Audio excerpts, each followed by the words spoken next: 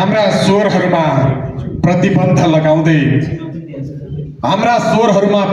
लगाउँदै हाम्रा ओठहरूमा तालचा झुन्ड्याउँदै तिमी भन्छौ गाउन त गाऊ तर यो गीत नगाऊ। हाम्रा स्वरहरूमा प्रतिबन्ध लगाउँदै हाम्रा ओठहरूमा तालचा झुन्ड्याउँदै तिमी भन्छौ गाउन त गाऊ तर यो गीत नगाऊ। हामी भने त्यही गीत गाइरहन्छौँ। कवि कृष्णसेन इच्छुकको प्रतिबन्ध शीर्षकको कविताको यो अंश सँगसँगै आजको गण्डकी प्रदेश स्तरीय कवि गोष्ठीमा यहाँहरू सबैलाई हार्दिक स्वागत छ। म प्रगतिशील लेखक सङ्घ गण्डकी प्रदेशको सचिव रूपिन्द्र प्रभावी। प्रलेश गण्डकीले आयोजना गरेको गण्डकी प्रदेशका कविहरूको सहभागितामा यो प्रगतिशील कवि गोष्ठी अब हामी औपचारिक रूपमा सुरु गर्दैछौँ। यो कार्यक्रमको अध्यक्षता ग्रहणका लागि प्रगतिशील लेखक सङ्घ गण्डकी प्रदेशका अध्यक्ष प्राध्यापक डाक्टर यदुनन्दन उपाध्यायज्यूलाई म हार्दिक अनुरोध गर्दछु। यसै गरी अगाडि मञ्चमा आएर आसन ग्रहण गरिदिनु हुनका लागि हाम्रा सल्लाहकार एवं पृथ्वीनारायण क्याम्पसका सहप्राध्यापक आदरणीय गुरु, हामी सबैका गुरु रघुनाथ अधिकारीज्यूलाई विशेष अतिथिका रूपमा आसन ग्रहण गरिदिनु हुन सादर अनुरोध गर्दछु। सम्पूर्ण महानुभावहरूलाई यथास्थानमा आसन ग्रहणका लागि अनुरोध गर्दै उपस्थित सम्पूर्ण महानुभावहरूलाई स्वागत सहित आजको यो कार्यक्रमको बारेमा थप प्रकाश पारिदिनु हुन हाम्रो संस्थाका गण्डकी प्रदेश कमिटीका उपाध्यक्ष एवं केन्द्रीय कमिटीका केन्द्रीय सदस्य आदरणीय निर्मल सापकोटाज्यूलाई म मञ्चमा आमन्त्रण गर्छु।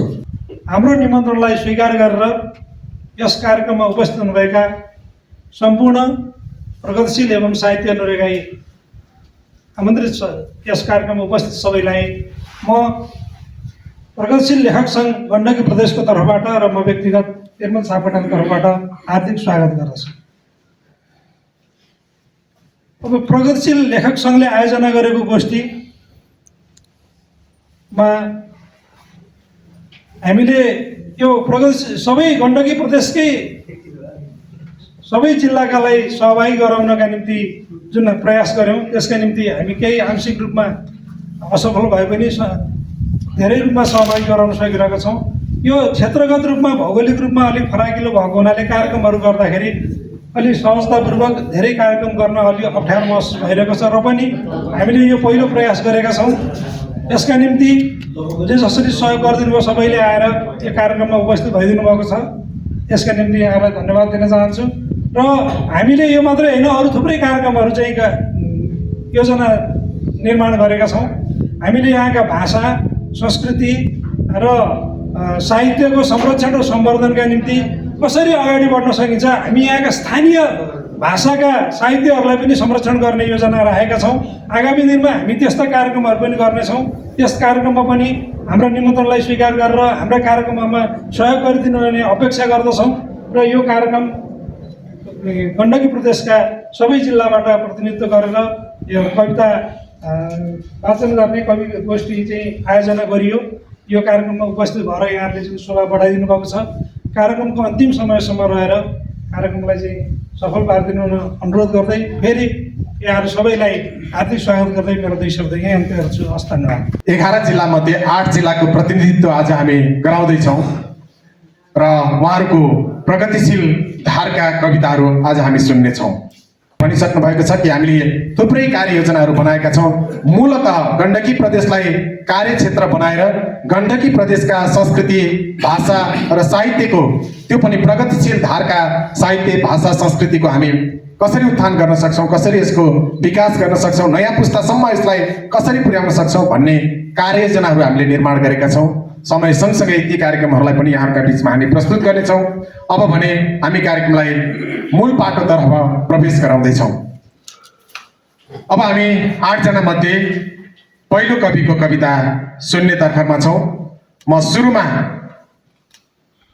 आफ्नो कविता प्रस्तुतिका लागि लमजुङबाट आउनुभएका कवि, प्रगतिशील लेखक सङ्घ लमजुङका अध्यक्ष पनि हुनुहुन्छ, महाकाव्य समेत लेख्नु भएको छ, पत्रकारिता र साहित्यमा सँगसँगै अगाडि बढिराख्नुभएका कवि वासुदेव थापालाई आफ्नो कविता प्रस्तुतिका लागि मञ्चमा निम्त्याउँछु।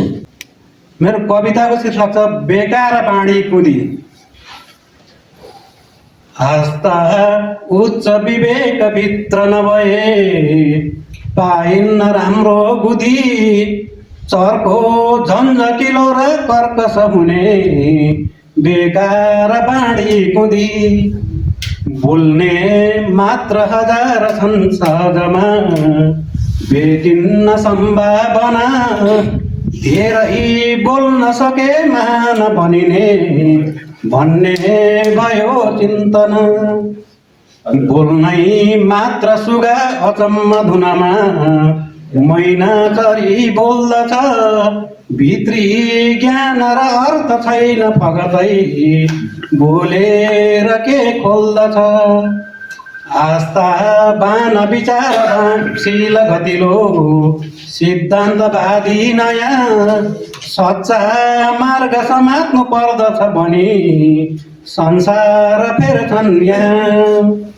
व्यर्थै कर्कश लाग्छ भाषण गरे, पाइन्न भित्री चुरो, वक्ता नै बहकिन्छ जुन विषयमा बोल्ने भनेको कुरो। चर्का भाषणले तताउन मजा, पाइन्छ ताली भनी, उल्का बोल्नु हुँदैन काम नगरी, खाइन्छ गाली पनि। भित्री ज्ञान बिना अचम्म गतिले आवेगमा बोल्दछन्, भित्तैसम्म पुर्याउने झुटा कुरा बेकारमा बोल्दछन्। सित्तैमा अफवाह बेतुका कुरा चर्केर फैलाउने, ज्ञानै छैन विचारवानहरूले मेरा कुरा नै सुने। थोरै बोल्नु गमेर भित्र मनले सुन्नेहरू सुन्दछन्, पाखण्डी पनि छन् फसाउन भनी जाली कतै बुन्दछन्। आफ्नै ज्ञान विवेकले अघि सरे लाग्छन् पछाडि कति, अर्काको भरमा कुदेर नहिँडे आफ्नै हुने दुर्गति। के गर्छन् अरूले चियो फगतमा, गर्नेहरू निन्दित, फेरिन्छन् दुनियाँ अगोरपनाका, फेरिन्न है किञ्चित। आशा गर्नु हुँदैन कर्महरूको, फेरिन्छ भन्ने पनि आफैबाट सुरु हुन्छ फेरिन नयाँ वैदी भाषा बनी।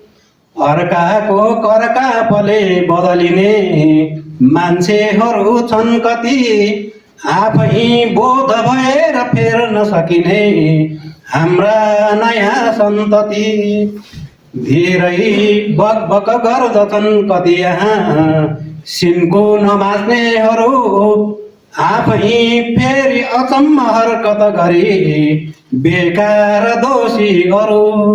सोचै छैन नयाँ समाज हितको, उफ्रेर के हुन्छ र साँडे बन्न नखोज्नु झन् रहरमा डुक्रेर को सुन्छ र। केही गर्न सकिन्छ फेर्न भयो सिद्धान्तवादी भए, रित्ता मानिसबाट फेरि कसले गर्ला र आशा हरे। ठुलो विज्ञ भनी सो घोषित यहाँ गन्दैन मान्छेहरू, बोलीमा व्यवहारमा फरक छन् देखिन्छ मान्छेहरू। देखिन्छन् पद खान दौड कति हो, मार्दैन माको तर जसले गर्छ दुरुपयोग पदको छानिन्छ रे आखिर, छानिन्छ रे आखिर। कविताको नाम छ देश। तिम्रा आँखा थाकेका छन् भ्रष्टाचारको कालो बादल हेर्दा हेर्दै, तिमीलाई थाहा छ। तिम्रा आँखा थाकेका छन् भ्रष्टाचारको कालो बादल हेर्दै हेर्दा, थाहा छ तिमीलाई त्यो बादल पछाडि अझै बलिरहेको छ सुशासनको न्यानो उज्यालो। भ्रष्टाचार भ्रष्टाचार विशाल अजिङ्गर हो। तिम्रा सपनाहरूको घाँटी थिचिरहने, जसलाई इमानले चिर्नुपर्छ, जसलाई इमानले चिर्नुपर्छ, जसरी गाढा रातलाई बिजुलीले चिरिदिन्छ। तिमी एउटा मलिलो बाँझो बारी हो देश, तिमी एउटा मलिलो बाँझो बारी हो जहाँ इमानको बिउ रोप्न कसैले हिम्मत गरेको छैन। जब न्यायको माटो पानीले सिचिन्छ, त्यही माटोमा फुल्छन् सुनौलो भविष्यका फुल। देश, पावर र पैसाले बनाएको किल्ला तिम्रो छातीमा, जसलाई समयको हुरीले अवश्य ढाल्नेछ। पावर र पैसाले बनाएको किल्ला तिम्रो छातीमा, जसलाई समयको हुरीले अवश्य ढाल्नेछ। जब भुइँ मान्छेहरूको आवाज बन्छ नि बिजुली, र इमानको आवाज हुन्छ नि गर्जिने मेघ, सुनिन्छ उज्यालो बिहानीको शङ्ख ध्वनि पनि। भ्रष्टाचारको कुहिरोमा लुप्त आकाशका ताराहरू जस्तै तिम्रा सपनाहरू अनन्त सत्य बनेर उदाउँछन्। जति बेला देश फेरि नुहाउँछ स्वर्णिम किरणहरूमा, हिउँदको बिहान जसरी धौलागिरी हिमालले नुहाउँछ। जहाँ प्रत्येक पातमा टल्किन्छन् इमानको बुँद, बग्छ कालीगण्डकीमा न्यायको पवित्र जल। त्यस दिन तिमी हुनेछौ स्वाभिमानको सगरमाथा, जहाँ सत्यको चन्द्र सूर्य अंकित रातो झण्डा फहराउनेछ सीमाहीन नील आकाश मुनि, र हामीले गाउनेछौँ सयौं थुङ्गा फुलका हामी एउटी माला नेपाली। धन्यवाद। कविताको शीर्षक चौतारो। त्यो त्यही चौतारो हो, त्यो त्यही चौतारो हो जहाँ विद्रोहको गीत गाउँदै गर्दा लखन थापाहरू झुन्ड्याइएका थिए, जहाँ स्वतन्त्रताको बिकुल फुक्दै गर्दा छातीमा गोली थापेर गङ्गालालहरू हाँसी हाँसी फाँसीमा चढेका थिए। भत्किएको छ अहिले त्यो चौतारो, भत्किएको छ अहिले त्यो चौतारो। चौतारो सँगै भत्किन थालेको छ ज्ञान श्रृङ्खला पनि। त्यो त्यही चौतारो हो जहाँ अक्करको बाटो हिँडेर आएका बतुवाहरूले थकाइ मेट्दै जङ्गारहरू तरेको र उकाली ओह्राली गरेको दुरुस्त हिसाब निकाल्थे। जीवनको यात्रामा निस्किएका यात्रीहरू त्यही चौतारोमा बसेर पाइतलामा भिजेका काँडाहरू खेल्थे, मर्किएका खुट्टामा खनिउका चोप लगाउँथे, बनमारा छारको रस दल्थे, शरीरका चोटपटकहरूमा कुँजिएको ज्यान तन्काउँथे, थाकेका मन सुस्ताउँथे, लामो भोक मेटाउन सातुका पोका खोल्थे, केही फराकिला देखेर हिँड्नुपर्ने पाताहरू सन्तोषको श्वास फेर्दै रमाउँथे पनि। आफैले बनाएका भिरका नागबेली बाटाहरू, आफैले बनाएका भिरका नागबेली बाटाहरू, पाइला अड्याउन नसकेर लडेका साथी सङ्गीको स्मरणमा दुखित हुन्थे। फेरि एकछिनपछि तिनै बतुवाहरू त्यही चौतारोमा बसेर गौरवान्वित हुन्थे। मृत्यु पथलाई पार गरेर बिसाइ मेट्न पाएकोमा, केही सुगम र सहज बाटो भेट्न पाएकोमा उमङ्गित बनाउँथे मन, नयाँ जोस जागर भरेर तमाकुमा। अनेक बाटो हुँदै थरीका थरी बतुवाहरू त्यही चौतारोमा साँची राखेर, त्यही चौतारोलाई साँची राखेर माया प्रीतिका गीत गाउँथे, आफ्ना अनुभव साटासाट गर्थे। वृद्धहरू युवाहरूलाई इतिहास पढाउँथे, युवाहरू वृद्धलाई आफ्ना चाहनाहरू बताउँथे। त्यो थकान मेट्ने चौतारी मात्रै थिएन, बरपिपलको शीतल छहारी मात्रै थिएन, साँची थियो इतिहासको, पैरवी थियो वर्तमानको, उद्घोष थियो भविष्यको विडम्बना। त्यो चौतारो भत्किएसँगै सुख दुःखको सङ्गम स्थल भत्किएको छ, सङ्घर्षहरूको प्रतिफल भत्किएको छ, पुस्ताहरूको बिचको संवाद भत्किएको छ, आपसी विश्वास र समझ भत्किएको छ। चौतारो भड्किएपछि बतुवाहरू फिरन्तीहरू सँगै चिरलिएका छन्। थकान मेट्न नपाएर चिडचिडाएका छन्। गन्तव्यमा पुग्न नसकेर हडबडाएका छन्। दुखी आत्मा असन्तोष र कुण्ठाको भारी बोकेर लडखडाएका छन्। थरथेगान बिर्सिएका अपरिचित अनुहारहरू गुरुले झैँ नजर जुडाएका छन्। एक आपसमा इतिहास बिर्सिएर वर्तमानलाई धिक्कारेर हाम्रो भविष्य शीर्षकमा गजरीहरूले फन्तुस गफ लडाएका छन्। अचेल त्यहाँ शीतलता दिने हावाभन्दा निराशाको हुरी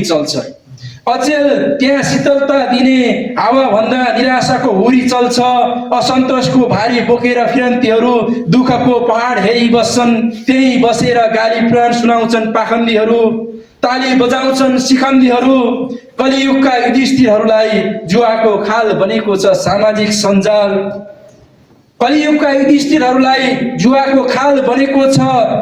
सञ्जाल।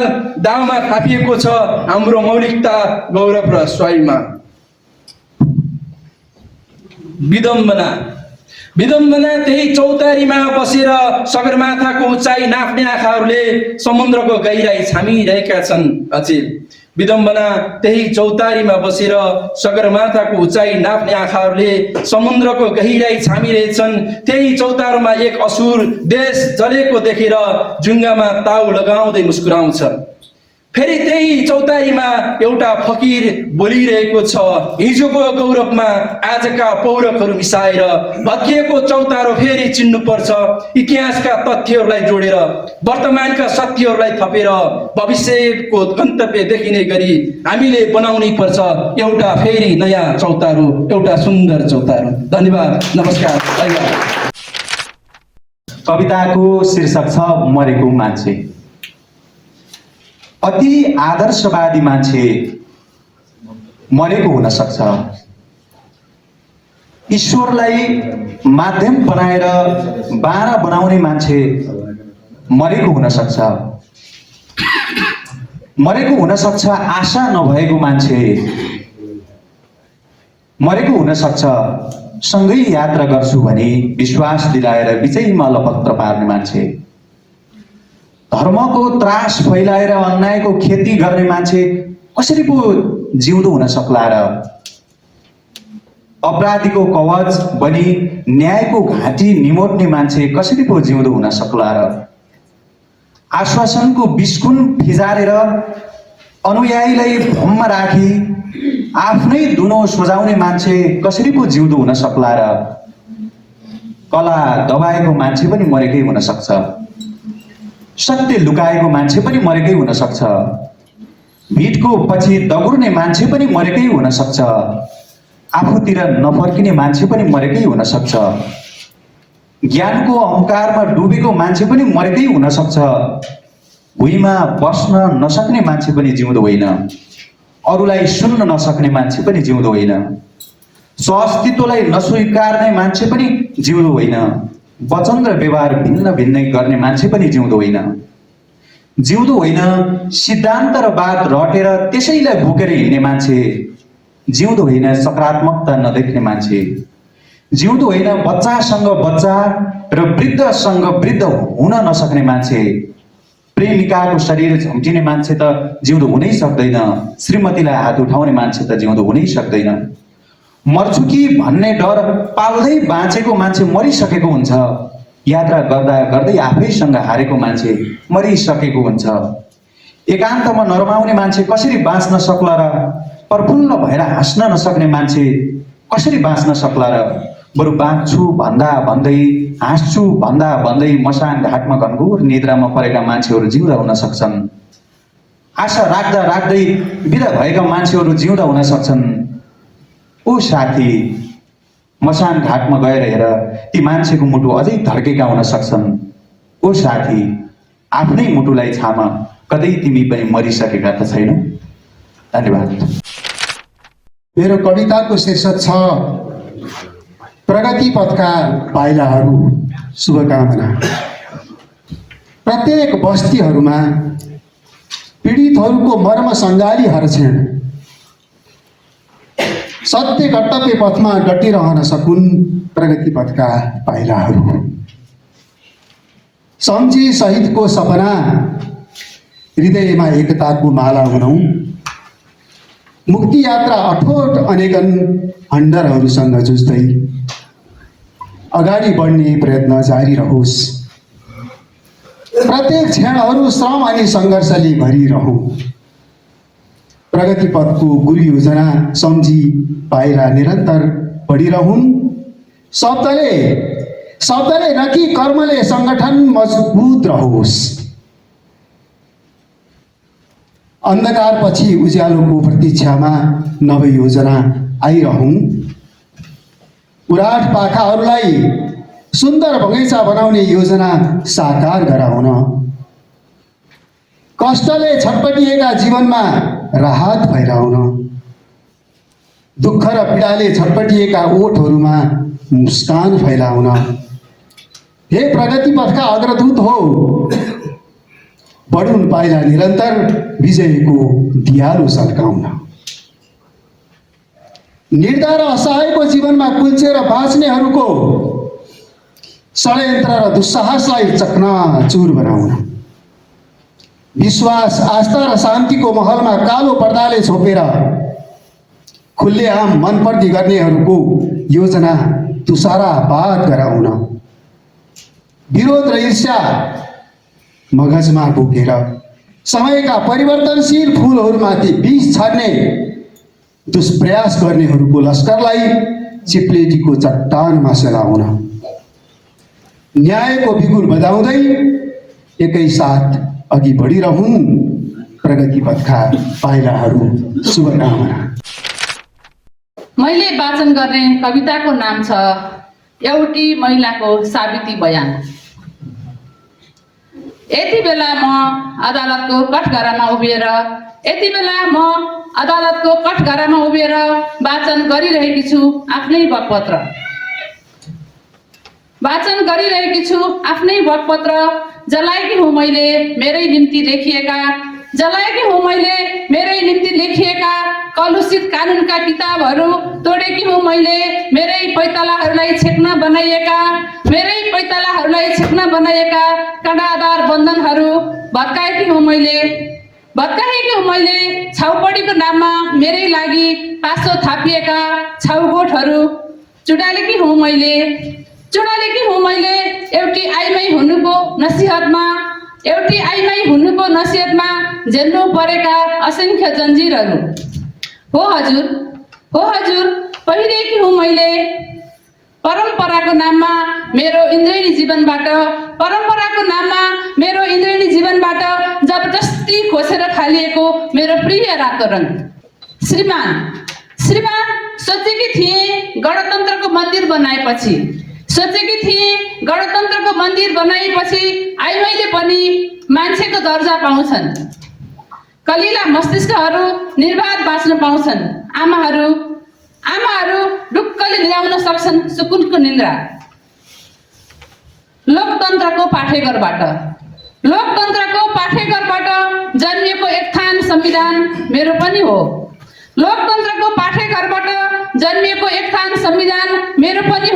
यही संविधानको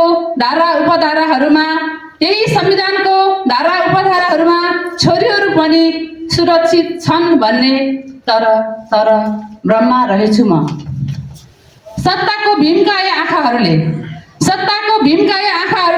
किन देख्दैन निर्मलाहरूको बलात्कारी? किन देख्दैन सम्झनाहरूको हत्यारा? दैनिक जसो हत्या, हिंसा र बलात्कारका मुटु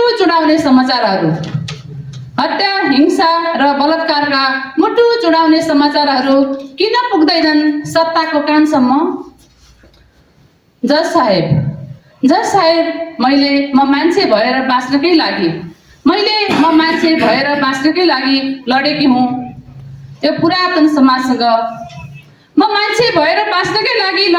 यो पुरातन समाजसँग। र प्रयास गरेकी हुँ केवल मान्छे भएर बाँच्ने। यी सबै प्रमाणहरूको साथमा यी सबै प्रमाणहरूको साथमा करार गर्नुहोस् मलाई खुंखार अपराधी। यी सबै प्रमाणहरूको साथमा करार गर्नुहोस् मलाई खुंखार अपराधी र लगाउनुहोस् आजीवन हतकडी धन्यवाद। मेरो कविताको शीर्षक छ सहर र भोग। असंख्य व्यथितिहरू टाउकामा बोकेर घाइते अश्वत्थामा जस्तै भोगको सहर सुरसाको मुख बाहिरहेको छ।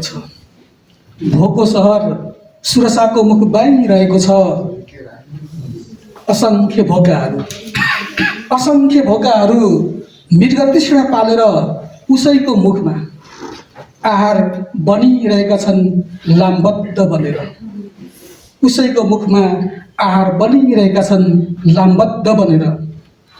आफै भोकको ज्वालामुखी अनिकाल उत्पादनको सहारा जस्तै लाग्ने आधुनिक सहर मन्दिरको प्रसाद जस्तै सजिलै आश्वासन बाँडिरहेको छ लिखित कागजहरूमा। सातु खाएको अबोध हाटलाई गालामा चर्कन दिँदा भोक मेटिएको अनुभव गर्ने बाक्सल्यका अतृप्त भोका पेट आशको सुदीर्घ यात्रामा भोको सर पछ्याउँदैछन्। कसैले पशुलाई हरियो देखाएर बच्चालाई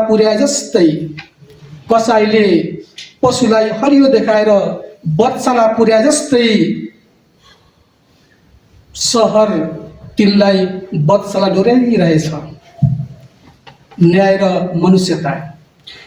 मनुष्यता मरेको सहर पुतलीको बत्ती जस्तै हो। सुटुक्क विवेक चोरिएका भोकाहरू बत्तीको पुतली जस्तै आत्मदाह गरिरहेका छन् त्यही सहरमा जहाँ रेटिन्छन् भोकहरू रेतीले। सहर स्वाभिमानको लिलाम गर्छ। स्वाभिमानी भोकाहरू लिलाम भइरहेका छन्। उत्तरोत्तर आधुनिकताको चरकोत्कर्ष भोकहरू पनि टुक्रिन्छन्। टुक्रामा अस्तित्व खोज्दै विलीन हुन्छन् शून्यमा। यो सहर जहाँ भोका डाङ्ग्रीहरू भोकसँग द्वन्द्व गर्छन्, पसिनासँग संवाद गर्छन्, टुक्रासँग ठोकिन्छन्, चोइटिन्छन्, पातलिन्छन् र सँगै मेटिन्छन् अस्तित्वविहीन भएर। सिसी फुल चैटोमा रमाउँछन्, पातलिनुमा मुस्कुराउँछन्, चाम्रिनुमा होचिन्छन्, बाँच्छन् एक्लै निलै बनेर सिसी फुल। सहर पसिना बगाउने भोकभन्दा पसिनाको सञ्चय गर्ने भोकसँग साइनो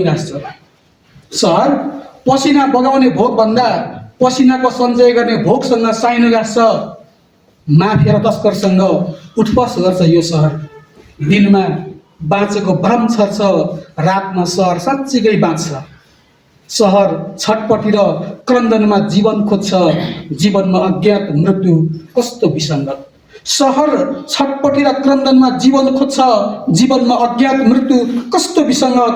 सहर न त यसले भोकबीच समन्वय गर्न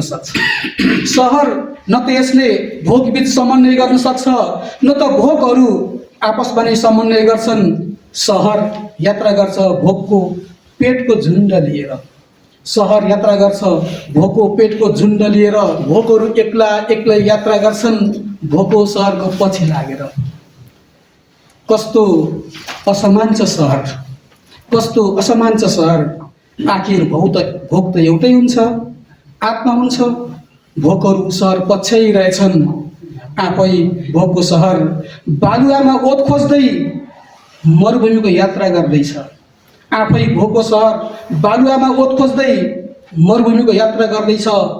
असंख्य व्यथितिहरू टाउकामा बोकेर अभिशप्त घाइते अश्वत्थामा जस्तै जहाँ सन्तप्त बदलिएका छन्, पहेँल्दै गएका अनुहारहरू डुब्दै गएको रातो सूर्य जस्तै यो भोको सहरमा धन्यवाद। मेरो कविताको शीर्षक सङ्घीयता। छन्द सार्दुल।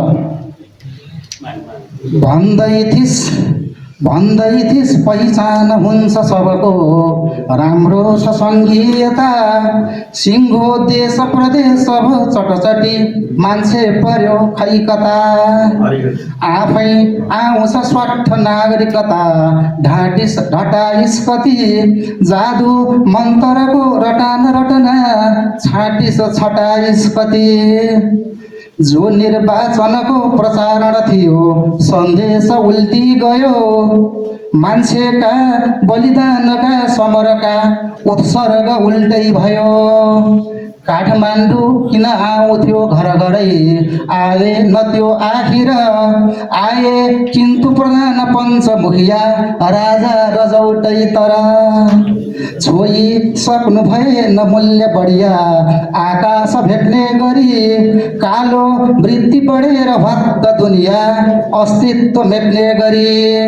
ठग्छस् फेरि तिरो बनेर जनता, राजस्वमा दोब्रिए। नेता मस्त समस्त अर्थ ढुकुटी, कब्जा गरी सप्रिए। खेद्नु सबै बलिष्ठ भएका, मान्छे धपाइस कता। तेरै भ्रष्ट कुकर्म कारण बन्यो, मर्दैछ सङ्घीयता। भत्ता भात र मातले मतलबी, मैमत्त बन्दै गइस्। भैँसीको सिंह बोक्नु खोइ कसरी, बाख्रो त बन्दै गइस्। आफ्नो मान इमान वा इज्जतको परवाह केही छैन र। गर्दै जा जति गर्नु स्याल हुइया, डर्ने यहाँ को छ र। चिल्थो भो कति लाउँछस् अब नला, फाटिस जडेउरी पनि। माला जे जति भिर्दछस् तब गला, काटिस कँधेउरी पनि।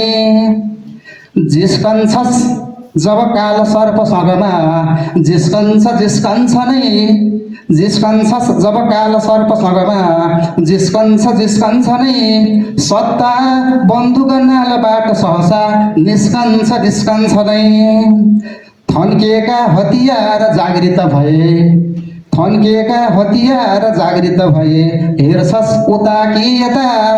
बन्दै जा मतियार चोर ठगको, मर्छस् त सङ्घीयता। बन्दै जा मतियार चोर ठगको, मर्छस् त सङ्घीयता। धन्यवाद। प्रमुख अतिथिज्यू, मञ्चासीन सल्लाहकारज्यूहरू, रचना वाचन गर्नुहुने र अन्य उपस्थित सम्पूर्ण महानुभाव, आज हामी गण्डकी प्रदेश स्तरीय यो कवि गोष्ठीमा छौँ। आयोजकहरूले मलाई जुन जिम्मा दिनुभएको छ, त्यसप्रति म आभारी छु। वैचारिक रूपमा आफ्ना रचनाहरूलाई सुन्दर तथा परिष्कृत तुल्याउनका लागि यस किसिमका कार्यक्रमहरू आवश्यक थियो र आजको यस कार्यक्रमले पनि हामीलाई केही हदसम्म परिमार्जनका लागि सहयोग पुग्नेछ भन्ने मैले विश्वास लिएको छु। हामी सिर्जना गर्छौँ, तर ती सिर्जनाका बारेमा विस्तृत र व्यापक रूपमा छलफल गर्न नसकिरहेको अवस्थामा आज यो प्रलेस गण्डकीले गरेको यो कार्यक्रम विशेष महत्त्वको रहेको छ र सान्दर्भिक पनि छ भन्ने मलाई लाग्छ। हामी प्रगतिशील कविताको चर्चामा छौँ। प्रगतिशीलता र प्रगतिवाद केही फरक कुरा हो। मुख्य कुरो विश्व दृष्टिकोणको सवाल हो। विश्व दृष्टिकोण स्रष्टाले जीवन र जगतलाई हेर्ने दृष्टिकोण हो। स्रष्टाले समाजलाई कुन आँखाले हेरेको छ, मार्क्सवादी द्वन्द्वात्मक भौतिकवादी आँखाले वा अन्य आँखाले। प्रगतिशील कविहरू मलाई लाग्छ यो यथार्थबाट पर जानु हुँदैन। समाज विकृत भएकाले नै प्रतिरोध आवश्यक परेको, विद्रोहको आवश्यकता भएको हो।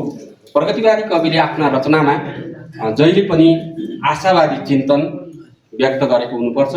निराशावादी चिन्तनले समाजलाई गति नदिने हुनाले त्यस किसिमको विचार हाम्रा कवितामा आउनु राम्रो हुँदैन। वर्ग पक्षधरता र मुक्तिको सवाल नै प्रगतिवादी रचनाहरूको मुख्य अभिष्ट हो र त्यो अभिष्टबाट हामी विचलित भयौँ भने हामी प्रगतिवादी हुन सक्दैनौँ। उज्यालो भविष्यको चाहना अर्थात् परिवर्तनको सम्भाव बन्न सकेका खण्डमा नै हाम्रा रचनाहरू उत्कृष्ट बन्न सक्छन्। समाजमा शोषण छ, अन्याय छ, व्यभिचार छ, अत्याचार छ, भ्रष्टाचार छ, पुँजीवाद, विस्तारवाद, साम्राज्यवादले विभिन्न माध्यमबाट हाम्रो समाजलाई भ्रष्टीकरण गरेको छ। उत्तर आधुनिकताले समाजलाई विखण्डनतर्फ धकेलेको छ। महाआख्यानका विरुद्धमा स्वरहरू भित्रिन थालेका छन्। यिनीहरूका विरुद्धमा आफ्ना सिर्जना मार्फत पाठक वा आम सर्वहारा वर्गलाई चेतना भर्नु, अन्याय असमानताका विरुद्धमा जिहाद छाडेर समतामूलक समाजको निर्माणमा आफूलाई प्रस्तुत गर्नु नै प्रगतिवादी कविहरूको लक्ष्य हुनुपर्छ। यो भनेको कवि मार्क्सवादी चेतबाट प्रेरित हुँदै र समाज सापेक्ष, वर्ग सापेक्ष रचनामा जोड दिनुपर्छ भन्ने नै हो। हामीले नेपालमा प्रगतिवादी कविताको इतिहास हेऱ्यौँ भने हुन त यहाँ प्रगतिवादी कविताकै क्षेत्रमा विद्यावारिधि गर्नुभएको यदु सर हुनुहुन्छ। उहाँको अगाडि मैले के नै बोल्नु छ र तैपनि इतिहासका सन्दर्भमा केही बोल्ने सामान्य दृष्टता गरेको छु। प्राथमिक कालमा पनि कवितामा जस्तो जोस्मनी परम्परा, यो सन्त ज्ञान दिलदास, अखण्ड दिलदास आदि, उनीहरूले केही विद्रोहात्मक स्वर दिएका थिए। त्यसपछि माध्यमिक कालमा पनि केही चेतनाका स्वरहरू धरणीधर कोइराला लगायतले जागृतिमूलक कविताहरू सिर्जना गरेका थिए। पछि 2000 सालकै आसपासबाट सचेत रूपमा प्रगतिशील कविता लेखनको आरम्भ भएको मान्न सकिन्छ। जस्तो गोपाल प्रसाद रिमालहरू, विद्या प्रसाद मिश्र, श्याम प्रसाद महानन्द, लक्ष्मी प्रसाद देवकोटाका पनि हामीले प्रभुजी मलाई भेडो बनाऊ, भाँचु कि मेरो कलम, बाघले बच्चा किन खान्छ जस्ता केही फुटकर कविताहरू उल्लेख्य छन्। कृष्णचन्द्र सिंह प्रधानको भन्ज्याङ निरै यो कविता सङ्ग्रह, गोकुल जोशी, केवलपुरे किसान, पारिजात, जनक प्रसाद हुमागाई, आनन्द भट्ट, मोहननाथ प्रसिद्ध, टिआर विश्वकर्मा, मोहन विक्रम, कृष्णसेन आदि इत्यादि, उहाँहरूले आफ्नो यस क्षेत्रमा सशक्त उपस्थिति जनाउनु भएको छ। वर्तमानमा पनि अहिले यो रूढिवाद, अन्धविश्वास, छुवाछुत, यो वर्गीय विभेद र निरङ्कुशताका विरुद्ध कविहरू हामी क्रियाशील देख्छौँ। जस्तो विमल निभा, अमर गिरी, पूर्णविराम, मातृका पोखरेल, भोपाल राई, प्रवासतिर हेऱ्यौँ भने पनि हामीले जस्तो आसामतिर भविलाल लामिछाने लगायतका कविहरू प्रगतिशील क्षेत्रमै क्रियाशील कविहरू हुन्। यही प्रदेशमा हेर्ने भने भर्खरै निधन हुन पुगेका हाम्रा आदरणीय कवि रविलाल अधिकारीदेखि दिल साहनी, देवेन्द्र लम्साल, नुमराज बराल, अन्य यो नाम थुप्रै हुनसक्छ लगायतका कविहरू यस प्रदेशबाट प्रगतिशील कविता लेखनकै क्षेत्रमा आफूलाई सशक्त रूपमा उभ्याएको हामी पाउँछौँ। अब कवितामा विचारलाई कसरी अन्तर्घलन गर्ने यो महत्त्वपूर्ण विषय हो। वास्तवमा अन्तर्वस्तु र रूप यी दुई पक्ष छन्। यसमा अन्तर्वस्तु अन्तर्गत जुन विचारको कुरा आउँछ, समाज सापेक्ष वा वर्ग सापेक्ष विचार कवितामा आयो कि आएन त्यो महत्त्वपूर्ण कुरा हो। अनि विषय हामीले कहाँबाट ल्याउँ, जीवन र जगत, समाजीय भौतिक जगतलाई नै हामीले हैन विषय बनाउने हो। समाजको यथार्थलाई नै हामीले कलात्मक बान्की दिएर सौन्दर्यको सिर्जना गर्ने हो कवितामा। रूप पक्षमा भाषा शैली लगायतकै लय, कथन पद्धति, बिम्ब प्रतीकहरू आउँछन्। एक किसिमले भन्दा रूप भनेको यो कुनै एउटा फलको बोक्रा जस्तो र अन्तर्वस्तु भनेको त्यस फलभित्रको गुदी जस्तो हैन। हामीले मुख्य गुदीलाई नै हेर्नुपर्ने हुन्छ। बोक्रालाई मात्रै ध्यानमा राख्दा, बोक्रा मात्रै क्लिक्क पारेर टर्काउँदा भित्र गुदी नराम्रो पनि हुनसक्छ। त्यसैले यो गुदी प्रमुख रूपमा हेर्ने र बोक्रालाई पनि हामीले केही लेपन त लगाउनै पर्ने हुन्छ। यसरी हेर्दा यो गुदीको लागि हाम्रो विचार, हाम्रो विषय सुन्दर हुनुपर्छ। यद्यपि हामीले हैन रूप पक्षलाई अथवा त्यो बोक्रालाई छोड्नै पर्छ भन्ने चाहिँ होइन, बोक्रा चाहिन्छ। प्रगतिवादी कवितामा जुन उत्पीडित अथवा ती शोषित वर्गप्रतिको सहानुभूति हो त्यो आवश्यक छ। समतामूलक समाजको जुन परिकल्पना गरिन्छ त्यसलाई अभिष्ट बनाएर सिर्जना गर्नु नै हाम्रो लेखनको उद्देश्य हुनुपर्छ। कवितामा वर्गद्वन्द्वको प्रस्तुति अर्थात् विद्रोहात्मक चेत यस किसिमका कवितामा आवश्यक छ। यहाँ एउटा मात्रै उदाहरण म दिन्छु। जस्तो गण्डकी महु सागर पुग्छु संसार हेर्नलाई, यो यात्रा मेरो धरतीको नयाँ जीवन फेर्नलाई, नलाउ पर्खाल रोकिन्न कसै म तिम्रो साँधमा, म कैदी होइन थुनिने छैन कसैको बाँधमा। यो मोहननाथ प्रसिद्ध सङ्कलित रचनाहरूबाट हो यो खण्ड 1 गण्डकीबाट। अब यसको भाषा हेर्दाखेरि यो जनबोलीकै भाषा छ। हाम्रो कवितामा जनबोलीकै भाषा उपयुक्त हुन्छ र जनताकै लयमा लेखिएको सिर्जना नै सुन्दर हुन्छ भन्ने मलाई लाग्छ। यस्ता कविहरू जस्तो गोकुल जोशी, केवल पुरे किसान, होइन, युद्धप्रसाद मिश्र लगायत धेरै हुनुहुन्छ। उहाँहरूबाट हामीले प्रेरणा लिनुपर्ने हुन्छ। र अब हामीले कस्ता खालका बिम्बहरू प्रयोग गर्ने, कस्ता खालका प्रतीकहरू उपयोग गर्ने, यस सन्दर्भमा पनि हामीले समाजबाट भाग्नु हुँदैन। सामाजिक बिम्बहरू नै हाम्रा कवितामा आउनुपर्छ। हाम्रो वर्ग अर्थात् हाम्रो जुन परिवर्तनसँग सम्बन्धित परिवर्तनमुखी प्रतीकहरू हामीले उपयोग गर्दा हाम्रा कविता राम्रा बन्छन्। हामीले शैली वा रूपका सन्दर्भमा प्रति ध्रुवका कविहरूका कवितालाई पनि हामीले लिन सक्छौँ। उहाँहरूका कविता हेरेर पनि हामीले रूपलाई सजाउन सक्छौँ। हामीले प्रति ध्रुवका कविताहरू पनि पढ्ने गर्नुपर्छ। अरूका कविता पढ्यौँ भने तिनीहरूबाट पनि धेरै पक्षमा हामीले जानकारी हासिल गर्न सक्छौँ भन्ने मलाई लाग्छ। अर्को कुरा, कवितालाई यो नारा बन्नबाट पनि हामीले जोगाउनु आवश्यक छ। विचारका नाममा हामीलाई जुन प्रति ध्रुवबाट होइन नारा लेख्छन् भन्ने जुन आरोप छ, त्यो आक्षेपबाट जोगिनका लागि हामीले शब्दहरूको प्रयोगमा सचेतता अपनाउनु आवश्यक छ। अब यी धेरै कुराहरू पछि हाम्रो रघुनाथ गुरु हुनुहुन्छ, मेरो पनि आदरणीय गुरु हुनुहुन्छ, उहाँहरूले नै धेरै कुराहरू बताउनु हुनेछ। म आज वाचन गरिएका कविताहरूतर्फ लाग्दैछु। मैले अघिल्लो हप्ता 250 जना, लगभग 250 जनाका 250वटा कविता पढेको, 2 दिन पुरै समय दिएर पढेँ र अहिले चाहिँ थोरै पढ्नु पाउँदा यो मलाई अलिकति खुसी पनि लाग्यो। धेरै पढ्नु परेन। यो लेखनाथ साहित्य प्रतिष्ठानको सन्दर्भको कुरो हो। 250वटा कविता 2 दिन लाएर पढ्नु परेको थियो र आज कविता पढेँ मैले। यो कास्कीबाट गीता तिवारीले प्रतिनिधित्व गर्नुभएको रहेछ। उहाँको एउटी महिलाको साबिती बयान शीर्षकको गद्य शैलीको कविता। यो महिला अधिकारसँग सम्बन्धित नारीवादी कविता। उहाँले न्यायाधीशलाई सम्बोधन गरेर लेख्नु भएको छ। यो नारीमाथिको दमन अर्थात् महिलालाई मान्छेको पनि दर्जा दिन नचाहने जुन कन्जुसियाई गर्ने पितृसत्ता छ, त्यसका विरुद्धमा यो कविता आएको छ। केही पहिले यही हामीले सभ्य भनिएको युरोपियन समाजमा पनि महिलालाई भोट हाल्ने अधिकार थिएन। ढोल गवार शूद्र पशु नारी सकल ताडना के अधिकारी, यही त हो हाम्रो समाज। हाम्रा पुर्खाहरूले सिकाएको। हेर्नुहोस् त, यो हाम्रा पण्डितहरू विद्वानहरूले बनाएको श्लोक। नारीलाई कहाँ राखेको छ, कुन दर्जा दिएको छ, पशु समान, होइन, गवार, नीच, यातनाको भागीदारका रूपमा नारीलाई हेरेको छ। हामी त्यही समाजका उपज हौँ। यस्तो अवस्थामा यो मार्क्सवादी नारीवाद पनि विभिन्न प्रकारका छन्। मार्क्सवादी नारीवाद हाम्रो सन्दर्भमा यो मार्क्सवादी नारीवाद, यसमा चाहिँ यो कवितामा आएको छ। कविताले यो आइमै हुनुको अभिशाप मार्फत विद्रोहको स्वर बोलेको छ। यो छाउपडी अनि वैधव्य जीवनको पीडित नारीहरूमाथि थोपरिएका जुन कुसंस्कारहरू हुन्, तिनलाई नभत्काएसम्म नारी स्वतन्त्रतापूर्वक बाँच्न सक्दैनन् भन्ने आशय यस कवितामा छ।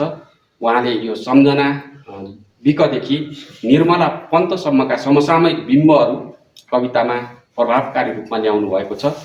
लोकतन्त्रको पाठ्यघरबाट जन्मेको एक थान संविधानले पनि नारीहरूलाई सुरक्षाको प्रत्याभूति गराउन नसकेको अवस्था कवितामा अभिव्यक्त छ। नारीवाद, सीमान्तकृतहरूको आवाज, दलित मुक्ति, यी हामी प्रगतिशील अथवा प्रगतिवादी कविहरूका लागि उपयुक्त विषय पनि हुन्। र महिलालाई छोरी हुँदा वा सानो हुँदा पिताहरूको अन्डरमा बस्नु परेको छ। विवाह भएपछि महिलाहरू श्रीमानको अन्डरमा बस्नु परेको छ। वृद्धावस्थामा महिलाहरू छोराहरूको अन्डरमा बस्नु परेको छ, अर्थात् छोराहरूकै खटन पटनमा बाँच्नु परेको छ। यो हाम्रो समाजको यथार्थ हो। नारीहरूले मुक्ति पाएका छैनन्, स्वतन्त्रता पाएका छैनन्। यो कविता महिला मुक्तिका लागि विद्रोह बनेको कविता हो, मैले त्यसरी बुझेँ। त्यस्तै अर्को दोस्रो कविता यो म्याग्दीबाट प्रतिनिधित्व गर्नुहुने कवि प्रकाश अधिकारीको देश शीर्षकमा पढेँ। मैले मोबाइलमा, म्यासेन्जरमा अनि ल्यापटपमा तिनै माध्यमबाट पढेर आएको थिएँ। मलाई हिजो बेलुकासम्म कविताहरू आइपुगेका थिए। यो देश शीर्षकको कविता यो समसामयिक छ। वर्तमानमा मौलाएको भ्रष्टाचारप्रति व्यङ्ग्यको भाव यस कवितामा जुन अन्धकार छिचोलेर बिहान उदाए जस्तै भ्रष्टाचारको बादल फाट्छ र सुशासनको उज्यालो आउँछ भन्ने आशावादी स्वर व्यक्त भएको छ। कवितामा भ्रष्टाचार अजिङ्गरमा आरोपित छ।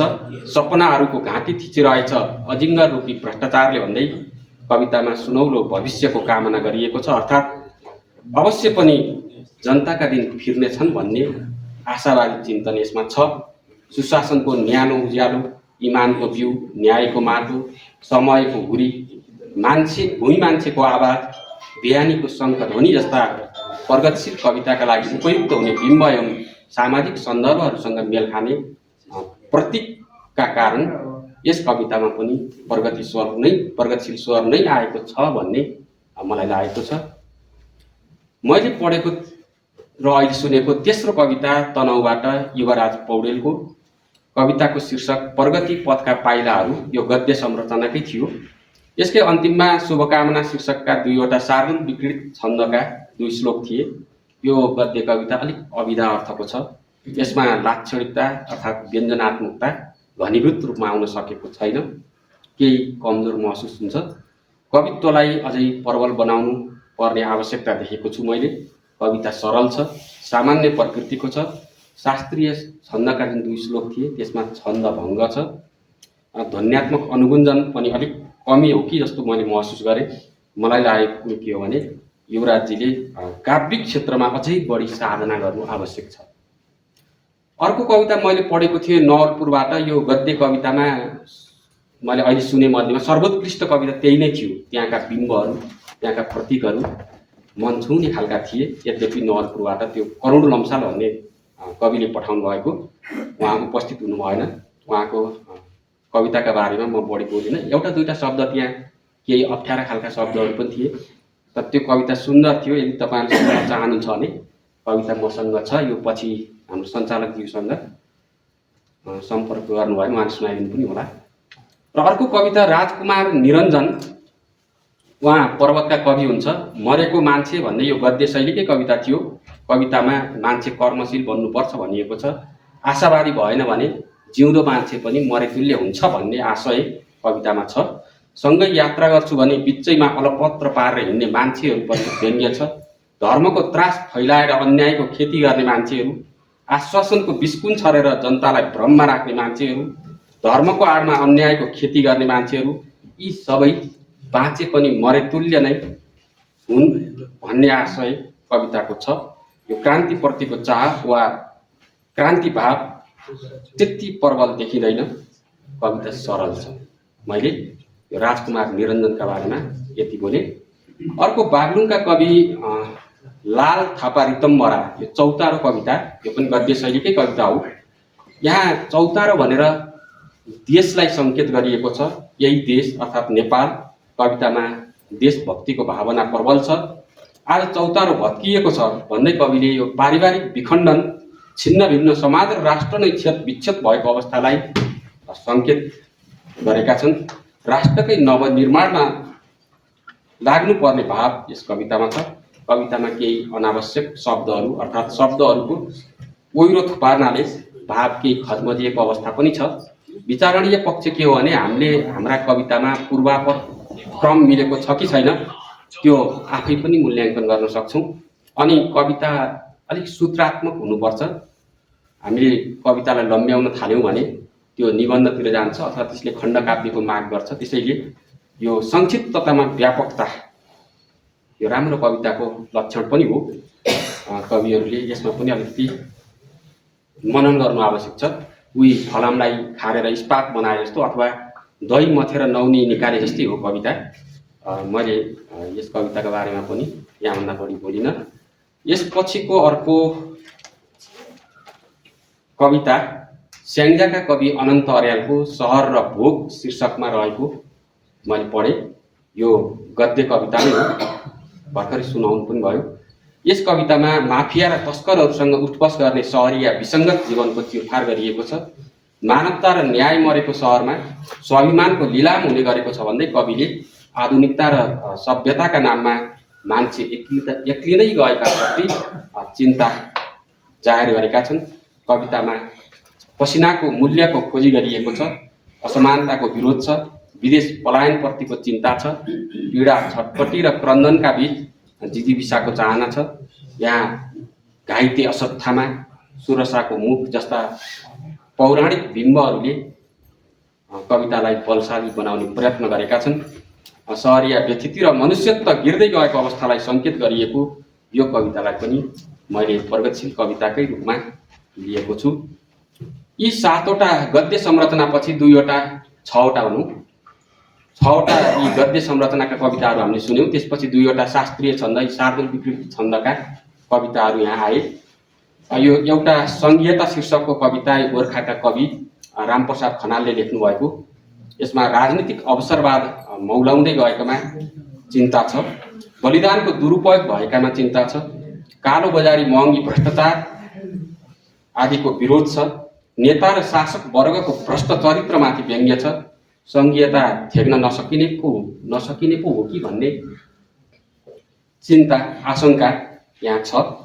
राजनीति अहिले सेवाका रूपमा नभएर पेसा वा व्यापारका रूपमा भएको तथा दलाली गर्ने माध्यमका रूपमा राजनीति विकसित हुँदै गएको अवस्थाप्रति कवितामा चिन्ता व्यक्त गरिएको छ।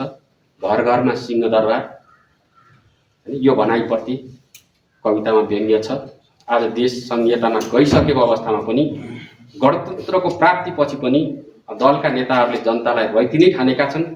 आफूहरू शासक बनेका छन्। हाम्रा नेताहरूका नेताहरूमा विगतका पञ्च, प्रधान पञ्च, मुखियाकै झल्को आएको अनुभूति यस कवितामा छ। यस्तै अवस्था रहिरहेमा वा नेताहरू नसुध्रिएमा जनता विद्रोहमा उत्रिनेछन्। सत्ता बन्दुकको नालबाट निस्कन्छ भन्ने मागको अभिव्यक्तिसँग सम्बन्धित यो कविता क्रान्तिकारी आवाज बोलेको कविताका रूपमा मैले लिएँ। अर्को बेकार बाणी कुदी लमजुङका कवि वासुदेव थापाको, यो पनि शार्दूल विकृति छन्दमै थियो। कविता सामाजिक यथार्थकै पृष्ठभूमिमा संरचित छ। यहाँ भनाइ र गराइ अर्थात् कथनी र करणीका बीच तालमेल नभएको अवस्थालाई सङ्केत गरिएको छ। चर्का भाषण गर्ने तर व्यवहारमा सिनका पनि नभाँच्ने प्रवृत्तिप्रति यस कवितामा व्यङ्ग्य छ। कविमा आशावादी चिन्तन देखा पर्छ। बोल्नुभन्दा पनि काम गरेर देखाउनु उदाहरणीय पक्ष हो भन्ने कविको सोच यस कवितामा आएको छ। जो पदका लागि मरिहत्ते गर्छ त्यसले माखो मार्दैन र त्यस्ता पदलोलुपहरूको विश्वास गर्नु हुँदैन भन्ने आशय कवितामा छ। यहाँ पदको दुरुपयोग गर्नेहरूप्रति व्यङ्ग्य छ। सिद्धान्तप्रति आस्थावान हुँदै सङ्गठित भएर बढेमा परिवर्तन सम्भव छ भन्ने दृष्टिकोण कविको रहेको छ। मान्छेमा प्रगतिशील आस्था हुनुपर्छ, विचार हुनुपर्छ भन्ने नै यस कविताको मुख्य आशय हो। जस्तो यही कविताको मलाई एउटा श्लोक निकै मन पर्यो। यो बढी बोल्ने, भाषण गर्ने तर व्यवहारमा सिनको नभाँच्ने सन्दर्भमा, सोचै छैन समाज हितको उफ्रिएर के हुन्छ र, साँडे बन्न नखोज्नु झन् सहरमा डुक्रिएर पोसुन्छ र, केही गर्न सकिन्छ फेर्न भव यो सिद्धान्तवादी भए, रित्तो मानिसबाट फेरि कसले गर्ला र आशा हरे। अब अन्त्यमा यहाँहरूका कवितालाई मैले जे जसरी बुझेँ त्यो मेरो एक्लो वैयक्तिक बुझाइ हो। अन्य साथीहरूले अन्य कोणबाट पनि तपाईँहरूका कवितामाथि समीक्षा गर्न सक्नुहुन्छ। मैले बताएका कुरा मात्रै तपाईँहरूका कविताका भाव नहुन सक्छन्, अन्य अर्थ पनि हुन सक्छन्। मैले यहाँहरूका कविताप्रति न्याय नगरेको पनि हुन सक्छु। मुख्य कुरो साधना हो। वर्ग पक्षधर्ताकै बाटोबाट साधनलाई निरन्तरता दिँदै जाउँ। फेरि पनि यस्ता कार्यक्रमहरू भइरहन्। हाम्रो भेट यस्ता कार्यक्रमहरूमा हुने नै छ। मलाई विश्वास गरेर यो जिम्मेवारी दिनुभएकोमा आयोजक र पर्लेश गण्डकीप्रति धन्यवाद दिँदै बिदा हुन्छु। धन्यवाद। अध्यक्षज्यू, प्रमुख अतिथिज्यू, मञ्चमा आसीन विशिष्ट व्यक्तित्वहरू र आज कविता वाचन गर्नुहुने विभिन्न जिल्लाबाट पाल्नुभएका सबै कविज्यूहरू र उपस्थित सम्पूर्ण महानुभावहरूमा हार्दिक नमन गर्न चाहन्छु र यो समयको लागि आयोजक संस्थाप्रति धेरै आभार व्यक्त गर्न चाहन्छु। आज गण्डकी प्रदेश स्तरीय प्रगतिशील कवि गोष्ठीको जुन यो आयोजना भयो, अत्यन्तै राम्रा र चहकिला र शक्तिशाली एउटा उज्यालो खोज्ने एउटा समयको रूपान्तरण गर्ने र सामाजिक रूपान्तरणका लागि लेखिएका यी शक्तिशाली कविताहरू सुन्ने सौभाग्य मिल्यो र यहाँहरूका अत्यन्तै एउटा गौरवशाली कविताहरू र आज यो पर्लेश्वरको पहिलो कार्य समितिले गरेको यो कार्यक्रम अत्यन्तै उत्कृष्ट भएको महसुस भएको छ। लाग्छ कविता जीवनका लागि, समाजका लागि, समुदायको लागि, माटोको लागि, राष्ट्रको लागि र समग्र जीवन मानवताको लागि लेखिनुपर्छ।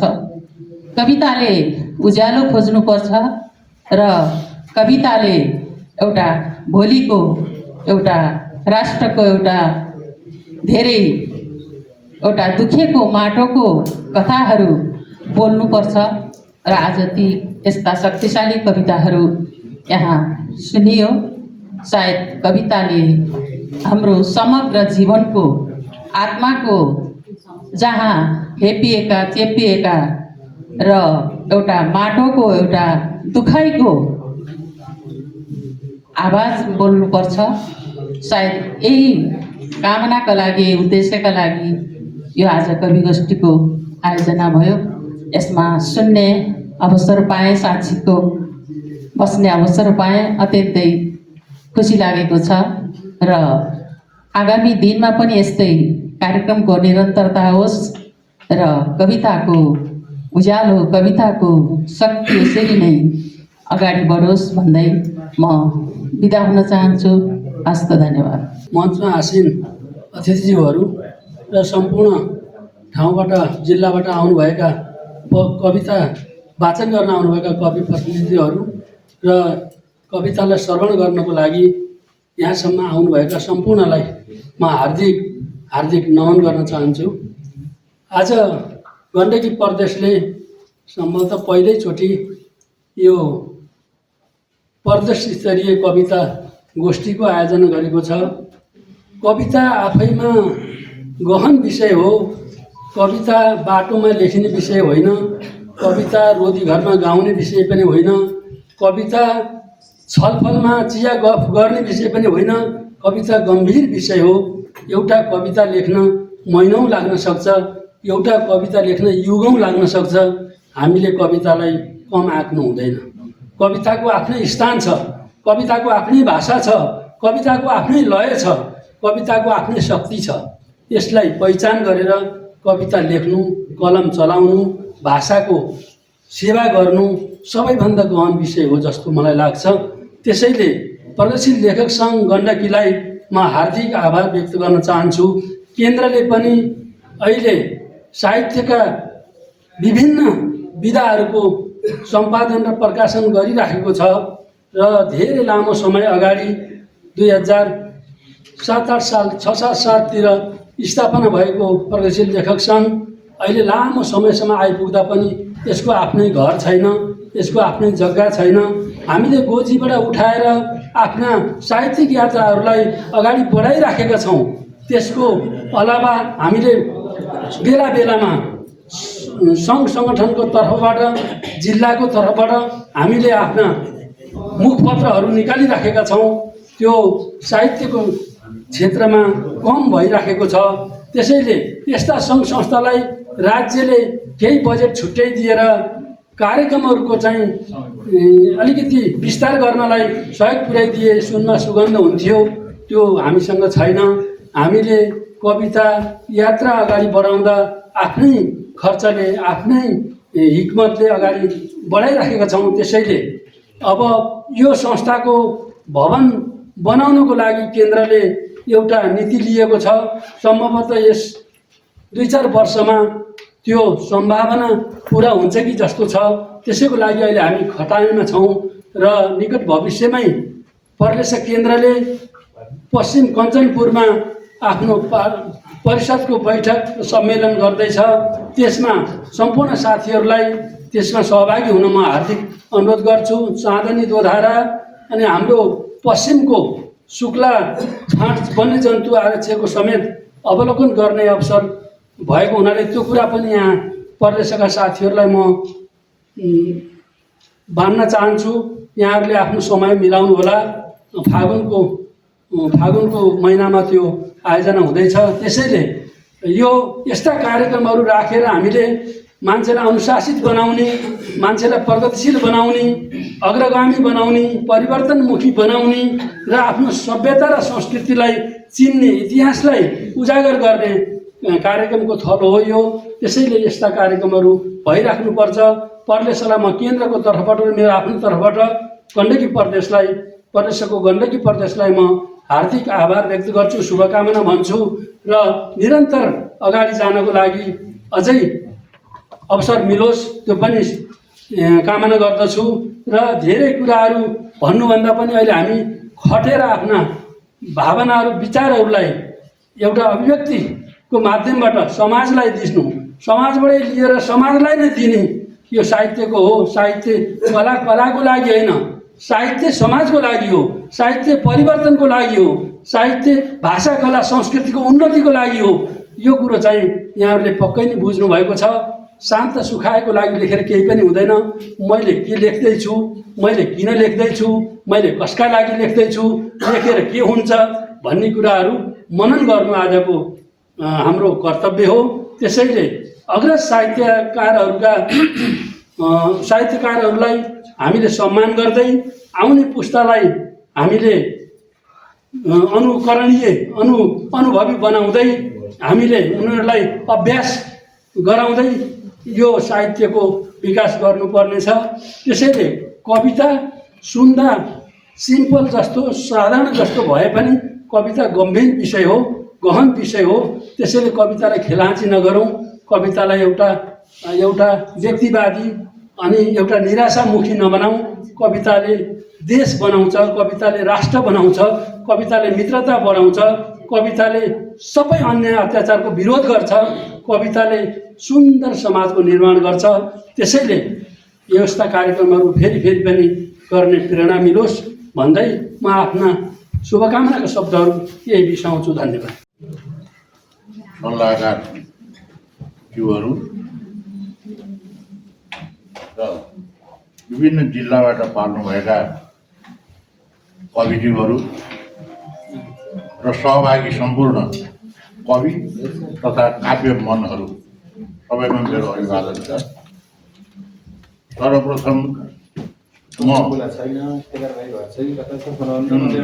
आज 8 जना कविहरूले कविता वाचन गर्नुभयो, त्यसबाट मैले विभिन्न जिल्लाको एउटा चाहिँ प्रगतिशील साहित्यिक झलक प्रस्तुत भएको महसुस गरेँ। त्यो गराउनु भएकोमा म विशेष रूपमा 8 जना कविहरूलाई सम्मान गर्न चाहन्छु र उहाँप्रति आभार प्रकट गर्न चाहन्छु। र अब कविता पढिसकियो, कविताका बारेमा पनि समीक्षा भइसक्यो। अब नारायण सरले गुरुले भन्नुहुन्छ भनेर सबै कुरा भनेर सिद्ध्याउनु हो, त्यसैलाई दोहोऱ्याइरहनु जरुरी छैन भन्ने मलाई लाग्छ। र मैले अहिलेसम्म साहित्यको अध्ययन गरेको छ। म त साहित्य पढाएको मात्रै मान्छे हो, म साहित्य लेखेको मान्छे होइन। अहिलेसम्म मैले साहित्य पढेअनुसार साहित्यले सामाजिक परिवर्तनको निम्ति महत्त्वपूर्ण भूमिका खेल्छ। आधारभूत परिवर्तनको निम्ति बाहिर देखिने परिवर्तन अथवा सङ्गठनात्मक परिवर्तन, संरचनात्मक परिवर्तन बाह्य रूपमा देखिने कुराको राजनीतिको ठुलो हात हुन सक्छ, तर समाजको जगबाटै सामाजिक परिवर्तनको एउटा बिगुल फुक्ने माध्यम भनेको साहित्य नै हो। त्यसैले सांस्कृतिक रूपान्तरणको महत्त्वपूर्ण हतियार साहित्य हो। त्यसैले सबै साहित्यकारहरू सांस्कृतिक योद्धा हुनुहुन्छ, सबै साहित्यकारहरू सांस्कृतिक योद्धा हुनुहुन्छ। तसर्थ यहाँहरू सांस्कृतिक योद्धाहरूलाई फेरि पनि एकपटक म सलाम प्रकट गर्न चाहन्छु। र जहाँसम्म साहित्यको कुरा छ, साहित्य प्रगतिशील, सबै साहित्य प्रगतिशील हुन्छ भन्ने पनि एउटा मान्यता छ। प्रगतिशील नभए साहित्य हुँदैन, अथवा अग्रगामी सोच नभई साहित्य हुँदैन। अग्रगामी सोच साहित्यमा हुन्छ भनेपछि किन प्रगतिशील र अप्रगतिशील भनिरहनु पर्यो? सबै साहित्य प्रगतिशील हुन्छ पनि भन्ने एउटा मान्यता छ, तर सबै साहित्य प्रगतिशील नै हुन्छ नै भन्ने चाहिँ त्यति निश्चितता चाहिँ मैले पाएको छैन। कतिपय चिन्तनहरू पश्चगामी पनि व्यक्त भएका कविताहरू पाइन्छ। कतिपय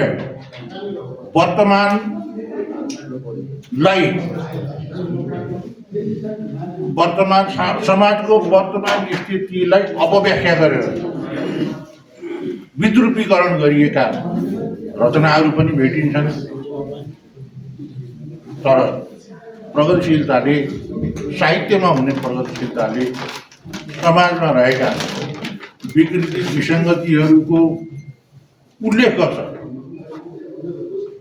गर्दै विकृति विसङ्गतिहरूको विवेचना गर्दै तिनबाट समाजलाई उन्मुक्ति दिने, समाजलाई उन्मुक्त हुने, समाज उन्मुक्त हुने र समाज अग्रगतिमा जाने र समाज सुव्यवस्थित बन्ने एउटा गोरेटो पनि त्यसले देखाएको हुन्छ, प्रस्तुत गरेको हुन्छ।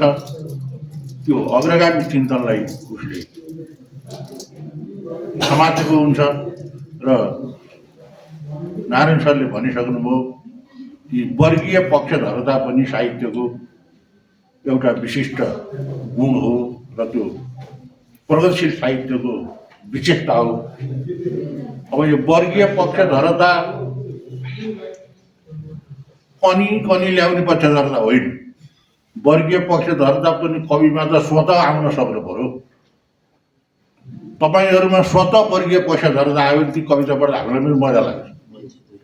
कविता पढ्दा थाहा हुन्छ तपाईँहरूको त्यो स्वतः प्रगतिशीलता त्यहाँ आयो कि आयो, स्वतः वर्गीय मुक्तिको वर्गीय चिन्तन त्यहाँ आयो कि आयो। कविता पढ्दा हामीलाई पनि थाहा हुन्छ, हामीलाई पनि स्वाद आउँछ, हामी पनि उत्प्रेरित हुन्छौँ। तर तपाईँहरूले कनी वर्गीय पक्षधरता दिनुभएको छ भने हामीले त्यो कविता बुझ्दैनौँ, कहिलेकाहीँ बुझिहाले पनि त्यसलाई त्यति वार्ता गर्दैनौँ।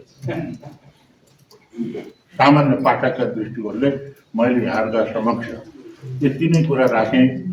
यो जुन कार्यक्रम गर्नुभयो, आयोजना गर्नुभयो, गर्ने यो प्रलेश गण्डकीलाई धेरै धेरै बधाई छ, साधुवाद छ। यस्ता कार्यक्रमहरू आयोजना गर्नुहोस्। हामी पनि सकेसम्म सहभागी हुने प्रयत्न गर्छौँ। म अलिकति 2-4 शब्द बोल्दिनँ होला होइन, 85 मिनट त मेरो समय नै हो के अरे, तपाईँलाई थाहा छ। तर अब आज चाहिँ मलाई अलिकति स्वास्थ्यले पनि साथ दिएको छैन, अब अहिले समयले पनि साथ दिएको छैन। कनी बोलौँ भने पनि समयले पनि साथ दिएको छैन। त्यसैले फेरि म कविजीहरूलाई सम्मान र सलाम प्रकट गर्दै, सम्पूर्णमा आभार प्रकट गर्दै यो विशेष अवसर मलाई दिनुभएकोमा आयोजकहरूलाई पनि आभार प्रकट गर्दै बिदा हुन्छु। धन्यवाद। धन्यवाद आदरणीय गुरु रघुनाथ अधिकारीज्यूलाई यो आफ्नो संक्षिप्त तर महत्त्वपूर्ण भनाइका लागि। अब हामी कार्यक्रमलाई समापन गर्ने चरणमा छौँ। आदरणीय 8वटा जिल्लाबाट आउनुभएका 8 जना कविहरूलाई संस्थाका तर्फबाट हार्दिक धन्यवाद ज्ञापन गर्छौँ। तपाईँहरूले झन्डै धेरै जसोले 4-5 घन्टाको यात्रा गरेर, कतिपय कविहरू हिजोदेखि नै पोखरा आएर हाम्रो कार्यक्रमलाई विशेष महत्त्व दिएर आफ्ना गहन कविताहरू प्रस्तुत गरिदिनु भयो, सुनाइदिनु भयो र यो कार्यक्रमलाई सफल बनाउनका लागि यहाँहरूले योगदान गर्नुभयो। तपाईँहरू सबैप्रति संस्था हार्दिक आभार व्यक्त गर्दछ। आगामी दिनमा पनि यहाँहरूसँग सहकारी गर्न पाइयोस्। प्रगतिशील साहित्यिक सांस्कृतिक फाँटमा हामी सँगसँगै छौँ, हामी सँगसँगै सहयात्रा गर्नेछौँ। यो सहयात्रामा यहाँहरूले आज हामीलाई साथ दिनुभयो, तपाईँप्रति विशेष आभार व्यक्त गर्दै र उपस्थित सम्पूर्ण महानुभावहरूलाई पनि विशेष आभार व्यक्त गर्दै आफ्ना भनाइसहित समापन मन्तव्यका लागि यस कार्यक्रमका अध्यक्ष, प्रगतिशील लेखक सङ्घ गण्डकी प्रदेशका अध्यक्ष प्राध्यापक डाक्टर यदुनन्दन उपाध्यायज्यूलाई मञ्चमा आमन्त्रण गर्दै सञ्चालनबाट म रूपिन्द्र प्रभावी पनि बिदा माग्छु। नमस्ते। विशेष अतिथि आदरणीय गुरु रघुनाथ अधिकारीज्यू, सल्लाहकारज्यूहरू, गण्डकी प्रदेश समितिका, आजको यस कवि गोष्ठीलाई गौरवमय बनाइदिनु हुने महत्त्वपूर्ण 8 जना कविहरू विभिन्न जिल्लाको प्रतिनिधित्व गर्दै आउनुभएका र ती वाचिक कविताहरूका बारेमा समीक्षा गरिदिनु हुने समीक्षकज्यू नारायण मरासिनीज्यू र प्रगतिशील लेखक सङ्घका केन्द्रीय सदस्यज्यूहरू, केन्द्रीय पार्षदज्यूहरू, गण्डकी प्रदेश समितिका पदाधिकारी एवं सदस्य साथीहरू र विभिन्न सङ्घ संस्थाको प्रतिनिधित्व गर्दै यो कार्यक्रमलाई गरिमामय बनाउनका लागि उपस्थित हुनुभएका सम्पूर्ण महानुभावहरूलाई म प्रगतिशील लेखक सङ्घ गण्डकीको तर्फबाट हार्दिक अभिवादन व्यक्त गर्न चाहन्छु। अब हामीले प्रगतिशील लेखक सङ्घको प्रगतिशील कवि गोष्ठी हामीले आयोजना गऱ्यौँ र यहाँ कविताहरू पनि वाचन भयो र त्यसको समीक्षा पनि भइसकेको छ र प्रमुख अतिथिको मन्तव्य पनि यहाँ आइसकेको हुनाले मोटामोटी हामी सबै गतिविधिहरूबाट हामी परिचित भइसकेका छौँ। अब समय पनि घर्किसकेको हुनाले यहाँ धेरै कुराहरू मैले भन्न उपयुक्त नहोला, तर पनि थोरै साङ्केतिक कुराहरू हाम्रो संस्थासँग जोडिएका कुराहरूलाई चाहिँ मैले यहाँ केही कुराहरू चाहिँ राख्न एउटा बाध्यता पनि हो। जस्तो प्रगतिशील कवि गोष्ठी भन्दा बित्तिकै यी 2टा कुराहरूलाई चाहिँ हामीले कविता साहित्यको संसार त हामी सबैको संसार हो, प्रगतिवादी वा गैर प्रगतिवादी सबै साहित्य क्षेत्रकै हामी सहकर्मीहरू हौँ र त्यसमा प्रगतिशीलता र कवि गोष्ठी कविता यी 2टा फरक कुराहरूलाई चाहिँ हामीले कसरी बुझ्नु, यहाँ बुझ्यौँ पनि सकेका छौँ, बुझेका पनि छौँ र त्यसलाई मैले संस्थाको तर्फबाट चाहिँ भन्ने सन्दर्भमा चाहिँ प्रगतिशीलता भनेको चाहिँ विचारसँग जोडिएको कुरा भयो र त्यो विचार भनेको चाहिँ सामाजिक उत्तरदायित्वको चेतनासँग जोडिएको विचार भयो र त्यो सामाजिक चेतना मात्रै नभएर रूपान्तरणको चेतनासँग पनि जोडिएको विचार भयो। कविता त साहित्य त विभिन्न खालका हुन्छन् नै, तर यसले चाहिँ यसको मान्यता के हो भने यो समाजभन्दा बाहिर रहँदैन र यसले चाहिँ रूपान्तरणको विचारलाई चाहिँ आफ्ना सृजनाहरूका माध्यमबाट चाहिँ व्यक्त गर्ने कुरालाई चाहिँ जोड दिन्छ। अब यहाँ प्रस्तुत भएका कविताहरूले पनि तिनै कुराहरू व्यक्त गरेका छन् र त्यो फेरि अर्को कुरा के छ भने प्रगतिशील कविता भन्दा बित्तिकै चाहिँ सबै मार्क्सवादी कविताहरू मात्रै हुन् भन्ने पनि होइन। अब प्रगतिशील भित्र चाहिँ हुन त अब बढी मात्रामा चाहिँ यो मार्क्सवादको द्वन्द्वात्मक तथा ऐतिहासिक भौतिकवादसँग जोडिएकै कविताहरू चाहिँ प्रगतिशील कविता हुन् भन्ने एउटा मान्यता पनि छ, तर सँगसँगै सबै कविताहरू आज वाचित कविताहरू पनि त्यो मार्क्सवादी मान्यताकै कोणबाट हेर्ने भने चाहिँ केही कविताहरू बाहेक छैन।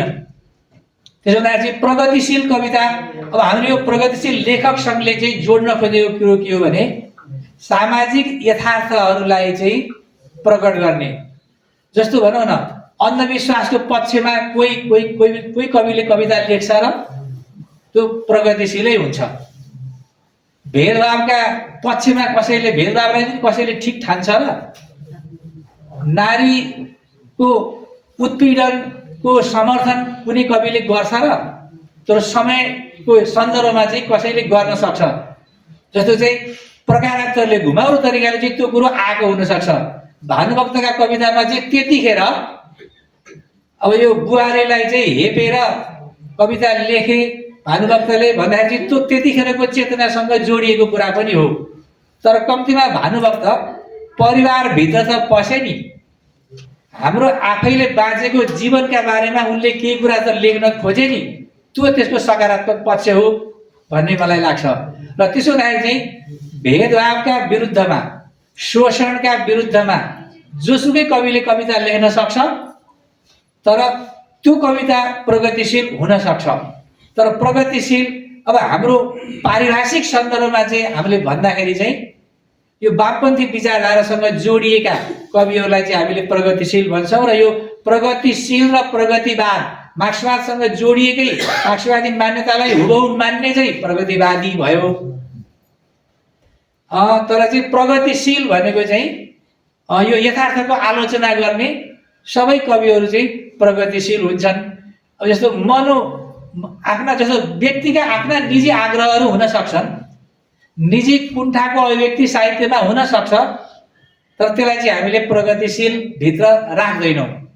किनभने चाहिँ निजी कुराहरू त्यो समूहका कुरासँग निजी कुराहरू पनि मिसाएर आफ्नो उद्धारसँग, आफ्नो सन्तुष्टिसँग मात्रै होइन कि सन्तुष्ट हुने, समाजको सन्तुष्टिसँग चाहिँ आफ्नो सन्तुष्टिलाई चाहिँ मिलाउने, त्यो चाहिँ प्रगतिशील कवि हुनसक्छ।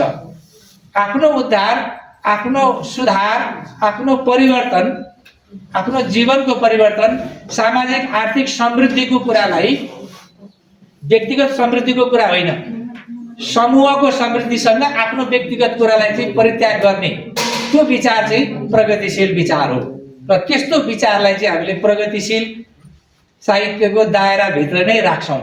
त्यसो हुँदाखेरि चाहिँ आज यहाँ प्रस्तुत भएका सबै कविताहरू चाहिँ त्यो प्रगतिशीलताको दायरामा छन्, प्रगतिवादी चेतनासँग पनि जोडिएका चाहिँ छन् केही कविताहरू।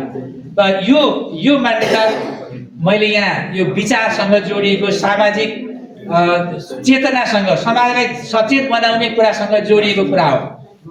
अब जस्तो चाहिँ कविताले विचार, साहित्यले विचार प्रस्तुत गर्ने भन्ने कुराको चाहिँ विरुद्धमा पनि केही कुराहरू आउँछन्। साहित्यलाई स्वतन्त्र तरिकाले चाहिँ छोडिदिनुपर्छ, त्यसलाई चाहिँ विचारको भारी बोकाउनु हुँदैन भन्ने मान्यता पनि पाइन्छ।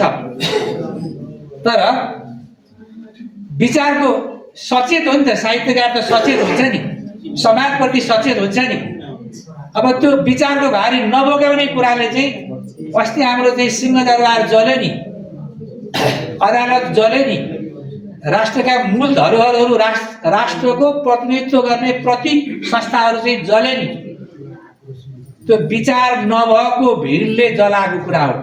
र यदि त्यो भिडमा राष्ट्रप्रति, आफ्नो जिम्मेवारीप्रति, विचारप्रति चाहिँ सचेत भएको पुस्ता त्यही भित्र त्यो हुलमा चाहिँ कोही एकजना दुईजना मिसिएको हुन्थ्यो भने चाहिँ यो जल्ने कुरा त गलत हो भन्ने चेतना हुन्थ्यो नि उसको।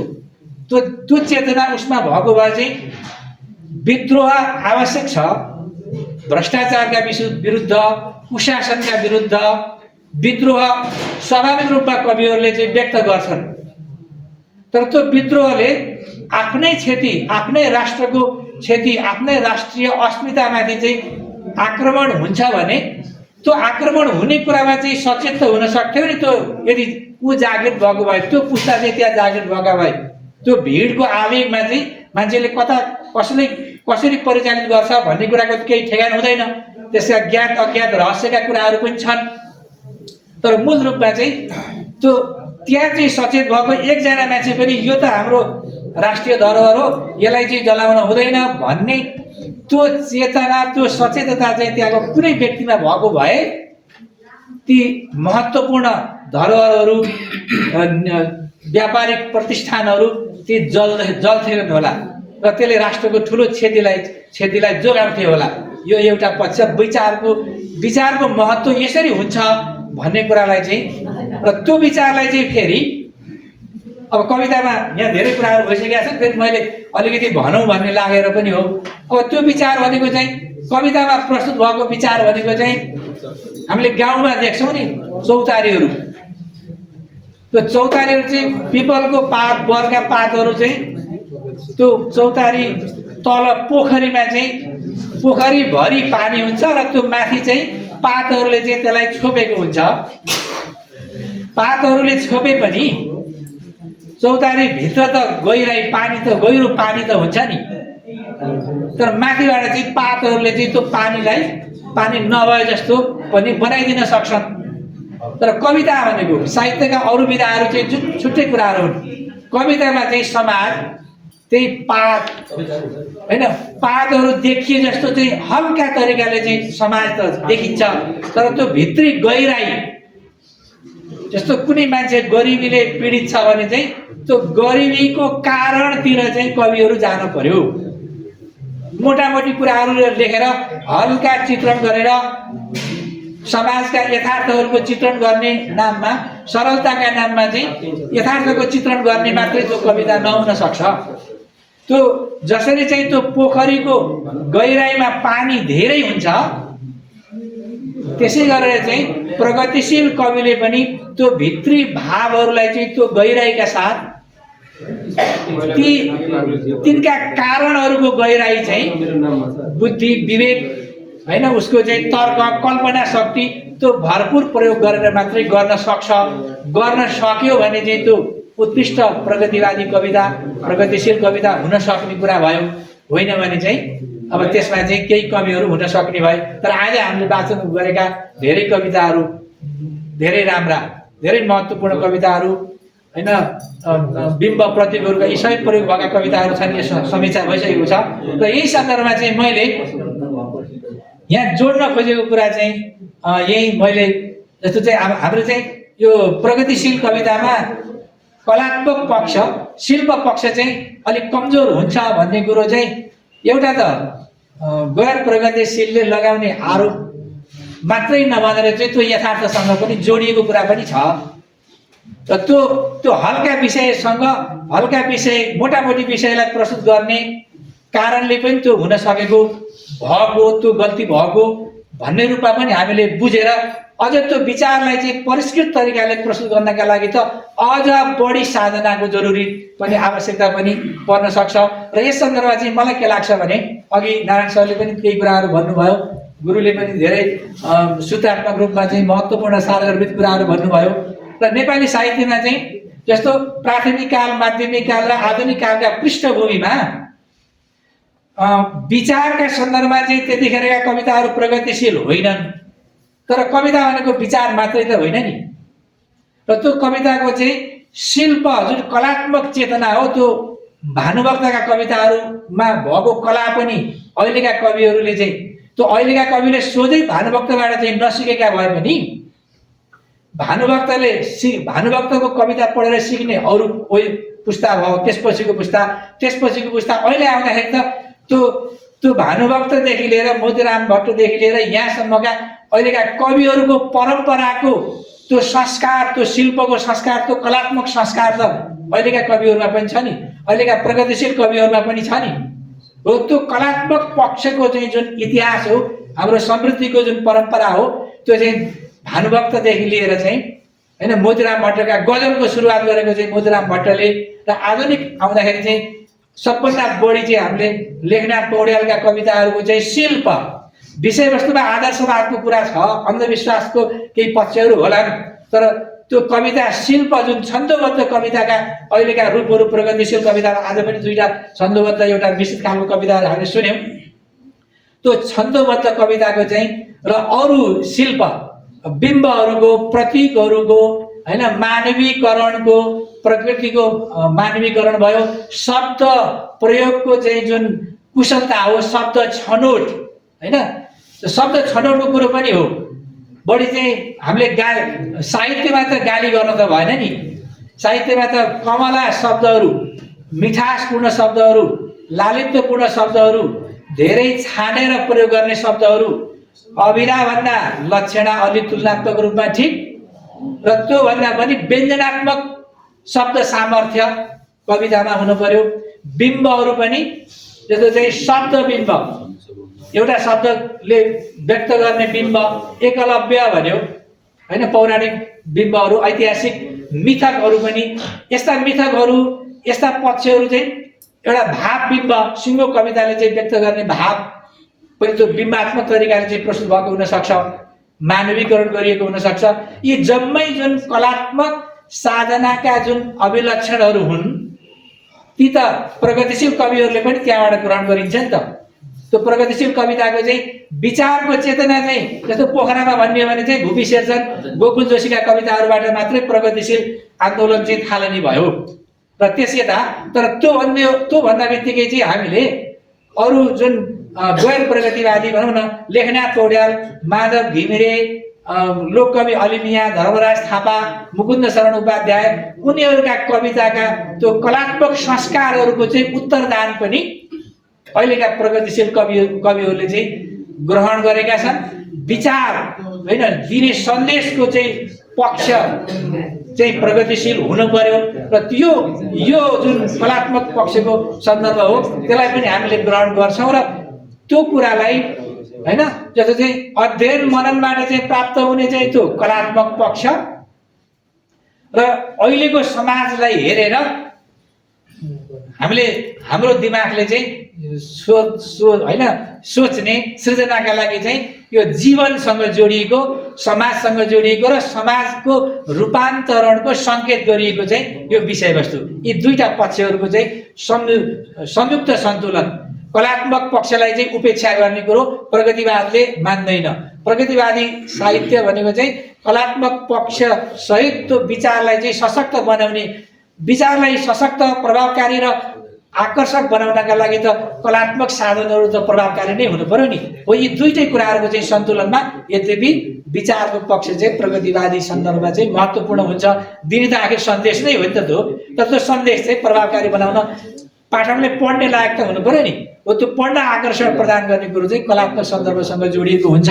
यो भन्ने कुरा मैले यहाँ थोरै राखेँ र विशेष गरेर चाहिँ यो लमजुङबाट आउनुभएका वासुदेव अधिकारी होइन, वासुदेव थापा, प्रकाश अधिकारी म्याग्दीबाट आउनुभएको, राजकुमार निरञ्जन पर्वतबाट आउनुभएको, अनि यो रितम्बरा लाल थापा बागलुङबाट, अनि युवराज पौडेल तनहु, अनन्त अर्याल स्याङ्जा, गीता तिवारी कास्की, उहाँहरू चाहिँ हाम्रो यो कार्यक्रमलाई चाहिँ गरिमामय बनाउन मुख्य आकर्षणका केन्द्र उहाँहरू हुनुहुन्छ र उहाँहरूले चाहिँ यो कुरामा उहाँसहित प्रत्येक जिल्लाबाट चाहिँ प्रलेसले आफ्ना कसलाई पठाउने भनेर चाहिँ त्यो मथिङ्गल खियाएर उहाँहरूले चाहिँ कविता सृजना गरेको चाहिँ पृष्ठभूमिले त्यहाँ धेरै कविहरूलाई चाहिँ प्रगतिशील कविता लेख्नका लागि उत्प्रेरित गरे होला। हाम्रो आयोजनाले चाहिँ त्यो पक्षलाई होइन, त्यो जुन लुकेको पक्ष छ त्यो अझ होइन त्यो अवसर मिलोस्, त्यो मञ्च चाहिँ हामीले उपलब्ध गराउँ भन्ने हाम्रो उद्देश्य हो र त्यो कार्यक्रमलाई चाहिँ गरिमामय बनाइदिनु भयो उहाँहरूले। र यो समीक्षा गरेर चाहिँ हाम्रो नारायण सरले र यो कार्यक्रमलाई चाहिँ गरिमामय बनाइदिनु भएको छ। र यस सँगसँगै अब मैले यहाँ अब सल्लाहकारज्यूहरू, प्रमुख अतिथिज्यू यहाँ उपस्थित हुनुभएको छ, यहाँ सबैप्रति चाहिँ हार्दिक आभार व्यक्त गर्दै यो पृथ्वीनारायण क्याम्पसको यो सभा हल हामीलाई क्याम्पसले उपलब्ध गराएको छ र हामीलाई चाहिँ यो नेभिको लिमिटेड हामीलाई चाहिँ यो खाजाको आंशिक प्रबन्ध मिलाएको छ र त्यसप्रति चाहिँ यो संस्थाको तर्फबाट म व्यक्तिगत तर्फबाट पनि हार्दिक आभार व्यक्त गर्दै र अब अरू केही कुराहरू फेरिका कार्यक्रमहरूमा चाहिँ भन्दै गरौँला। र यो कार्यक्रमलाई गुणात्मक बनाउनका लागि चाहिँ यहाँ यति जुन उपस्थित भइदिनु भयो र सहयोग गरिदिनु भयो त्यसका लागि चाहिँ हार्दिक आभार व्यक्त गर्दै आगामी कार्यक्रमहरूमा पनि यहाँभन्दा अझ बढी सहयोग प्राप्त होस् भन्ने अपेक्षासहित